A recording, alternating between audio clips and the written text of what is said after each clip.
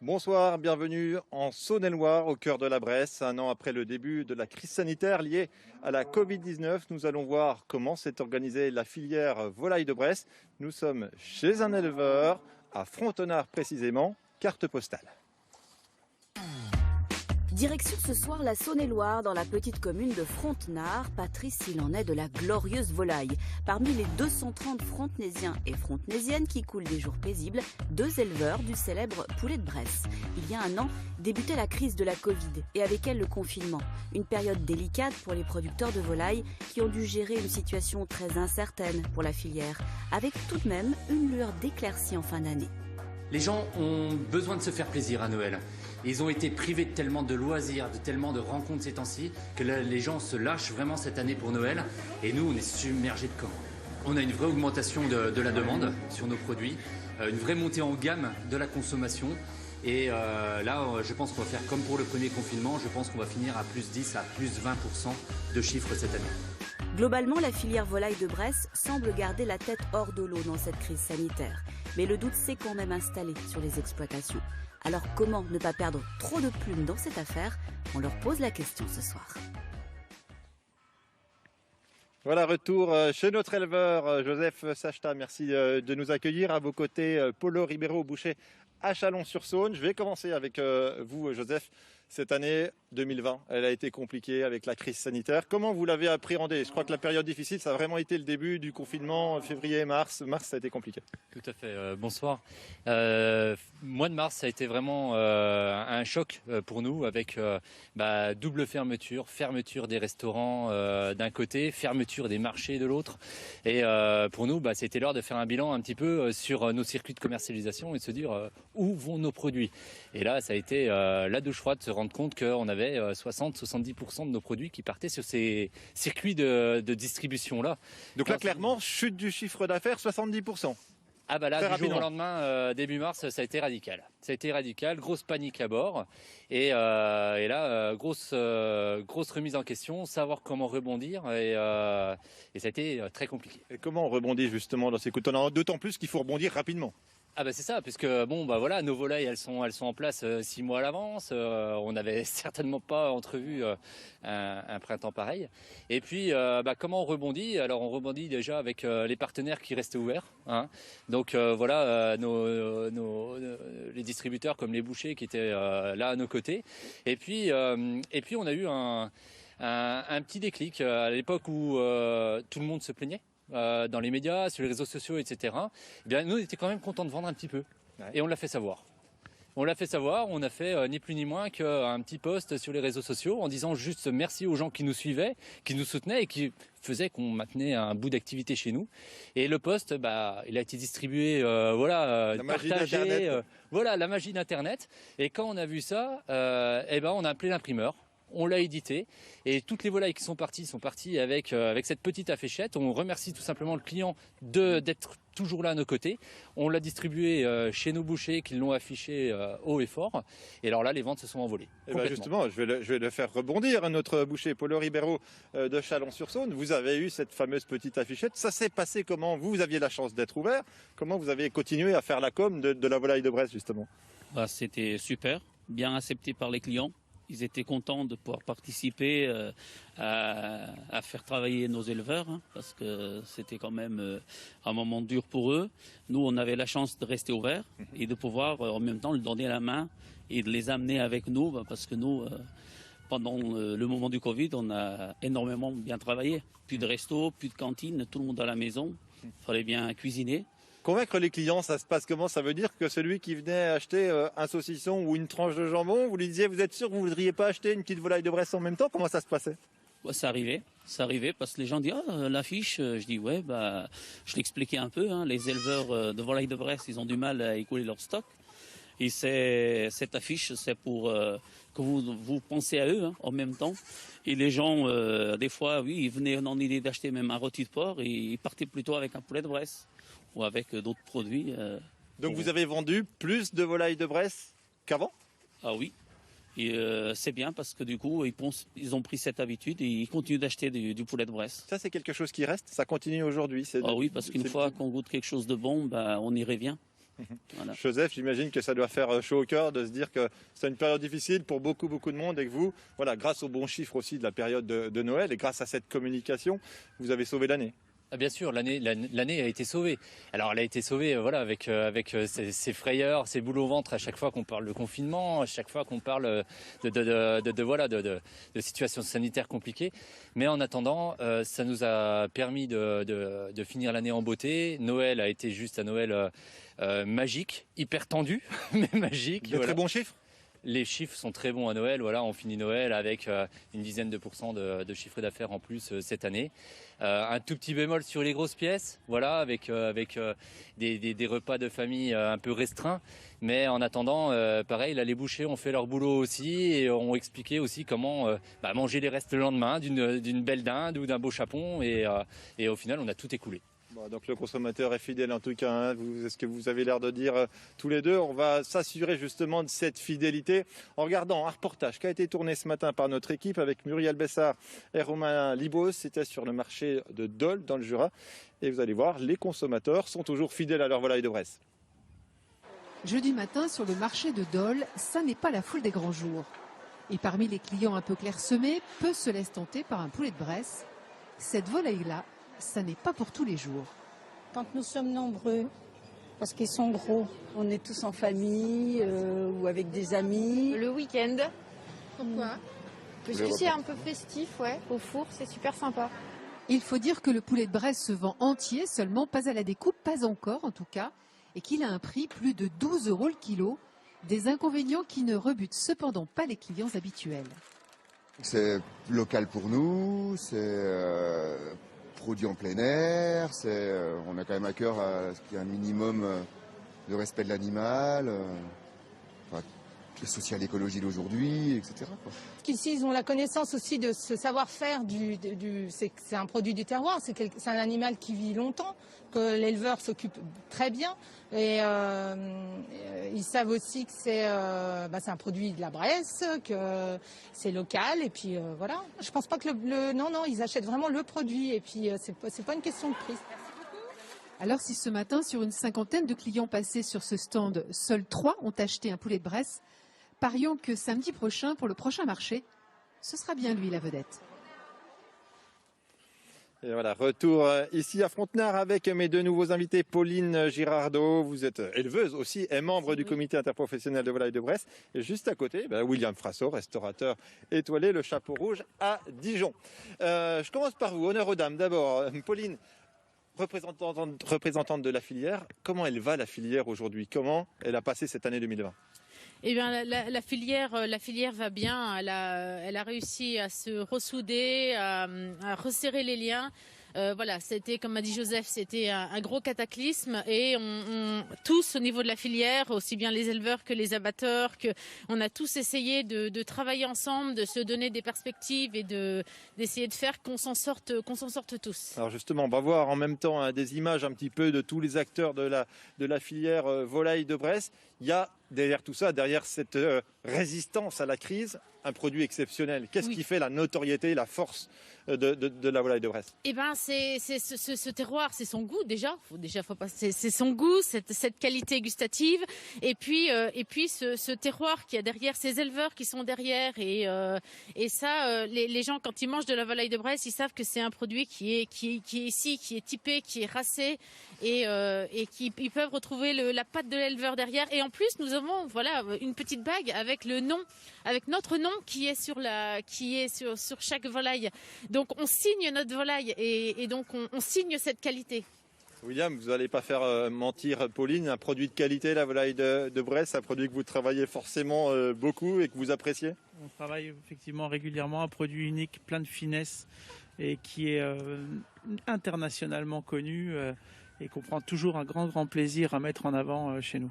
On parle de tous ces acteurs qui se sont mobilisés pendant cette crise là depuis un an. Vous avez été fermé. Ouais. Ça a été quoi votre coup de pouce à la filière? Je crois que vous êtes mobilisé avec vos produits, même si le restaurant était fermé. Expliquez-nous. Moi, je suis très content d'entendre ce qui se passe aujourd'hui parce que j'ai l'impression que ça s'est passé dans pas que la filière bressane, mais chez d'autres producteurs et agriculteurs. Donc ce qui m'intéresse, c'est que je vais pouvoir, le jour où j'aurai le droit de redémarrer, c'est que rien n'est tombé, rien n'est fichu, et on va reprendre, pas là où on en est arrêté malheureusement, mais on a de quoi et on a gardé, et c'est pour ça que je me suis permis pendant le premier confinement de m'impliquer sur des ventes pour essayer d'aider suite au coup de téléphone un petit peu inquiétant que j'avais de mes amis et producteurs.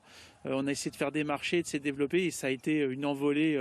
Je pense qu'au bout d'un mois et demi, ils n'avaient plus du tout besoin de moi et c'était sauvé. Alors ça veut dire, concrètement, ça veut dire quoi? Vous vous êtes mobilisé? Ça veut dire quoi? Vous avez vendu de la volaille devant le restaurant? Vous êtes allé sur des marchés? Vous avez fait quoi? Alors on a fait avec Shopping Dijon au centre de Dijon, tous les dimanches, on faisait un drive, on appelait ça le drive, avec Joseph, quelques producteurs qui avaient des choses qui leur restaient, qui avaient un peu peur. Et on les a aussi un petit peu incités à aider, à mettre le pas dans quelque chose de nouveau, qui était de faire pour des particuliers. Et ils ont vu que ça marchait, ils ont vu les retours qui étaient fantastiques, ça les a aussi encouragés. Et puis moi j'étais tranquille et j'ai pu souffler par rapport à cette angoisse que j'avais aussi de les avoir au téléphone. Au deuxième confinement, j'ai un autre ami, pour pas le citer, Frédéric Ménager, qui lui aussi a été arrêté en même temps qu'il était restaurateur.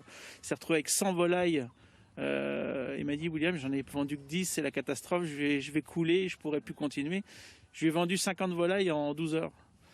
Par mes clients, les réseaux, et les gens étaient absolument fantastiques. Il y a des gens qui n'étaient pas plus volailles que ça et qui voulaient aider. Peu importe, les gens voulaient aider et ça se sent encore aujourd'hui. Merci beaucoup pour ce témoignage. En tout cas, Pauline, aujourd'hui, l'année, elle a été correcte, mais les ventes sont quand même en baisse. Le début 2021, les ventes sont en baisse. Ça se traduit comment? Comment vous vous organisez? Parce que les volailles, si elles ne trouvent pas d'acquéreurs, les élevages réduisent en taille, en nombre de volailles, ou comment vous faites? Alors non, oui, il y a un petit peu de baisse de mise en place chez certains éleveurs, mais c'est pas forcément dû à ça.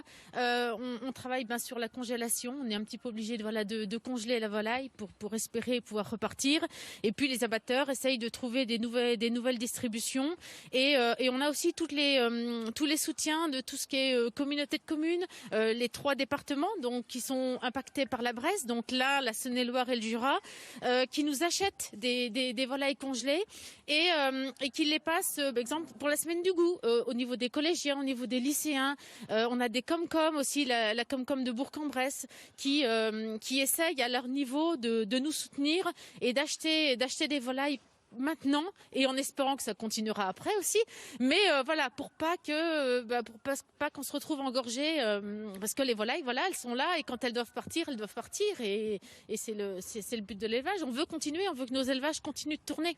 Une belle mobilisation, en tout cas, de tout le monde de la filière. Un beau rayon de soleil aussi qui nous accompagne, ça fait du bien, c'est fort agréable. Je vous propose une petite respiration agréable. Je vous ferai revenir commenter derrière, juste après, une recette de cuisine, justement, de la poularde de Bresse à l'estragon, s'il vous plaît, signé Bernard Loiseau. Ça date de 1979.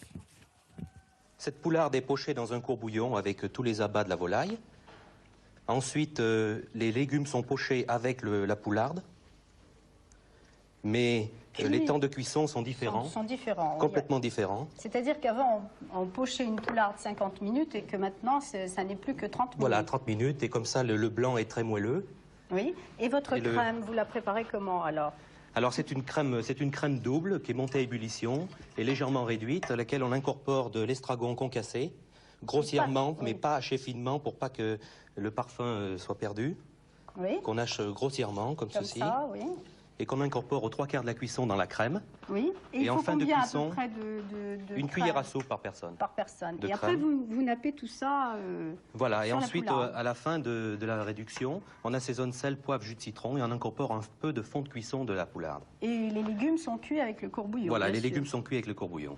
Très bien. Alors William Frachot, c'était pas facile d'écouter comme ça en plein air les conseils. Non mais j'ai pas écouté. J'ai pas écouté parce que d'avoir la voix de Bernard Loiseau dans un champ en Bresse avec des volailles, pour moi c'est très émouvant. Pour y avoir travaillé, pour y avoir mangé des volailles avec lui en plus, j'ai eu ce privilège-là une fois. Ça devait être fantastique quoi qu'il en soit. La poularde de Bresse à l'estragon, ça reste un plat mythique dans la cuisine, dans les restaurants? Complètement. Enfin, non, c'est des plats qu'on aimerait bien peut-être se réaccaparer aujourd'hui avec peut-être d'autres cuissons. Mais enfin, fantastique, entendre Bernard en Bresse, ça faisait longtemps. Merci. Il disait juste, je crois, une histoire de pocher la poularde de 30 minutes ou 50 minutes en 79, en 2021, on en est où? Je dirais au même endroit, tout va dépendre de la volaille. Là, c'était un petit peu, à mon avis, pour essayer de moderniser la chose. Mais non, aujourd'hui, on est un peu plus... Disons qu'on va être très attentif au temps de cuisson par rapport à la qualité de la viande, et chaque viande a sa propre cuisson. Donc on étudie un peu plus la chose. C'est beaucoup plus compliqué que ça aujourd'hui. Merci beaucoup en tout cas d'avoir été présent avec nous. Restez là, bougez pas. Je vais terminer avec Joseph, parce que Joseph, quand même, quand on est ici, on a vu, il y a pas loin de nous, ce très joli produit juste à côté. Et à côté de la volaille, on voit des petits fromages de chèvre. Serait-ce à dire qu'ici, il n'y a pas simplement des poules? Non, non, exactement. Ici, en fait, voilà, le virage a été pris il y a fort longtemps par mes parents, donc de concilier la volaille de Bresse avec les chèvres, avec une belle synergie entre les deux élevages et une belle synergie commerciale aussi entre les deux produits, et ce qui nous permet aujourd'hui d'avoir un beau panel de marchandises. On va voir quelques images si tout se passe bien. Alors il y a des chèvres, il y a aussi des vaches charolaises, vous avez aussi des gîtes pas très loin. C'est important de se diversifier à l'heure de la crise sanitaire, justement, pour éviter de prendre l'eau en cas de gros pépins. Mais encore plus. La crise sanitaire, c'est une crise supplémentaire par rapport à toutes celles qui peuvent arriver dans le monde agricole. Et puis le fait de diversifier, on a toujours une roue de secours qui fonctionne mieux que l'autre et qui va nous permettre de pouvoir rebondir et de rester à flot.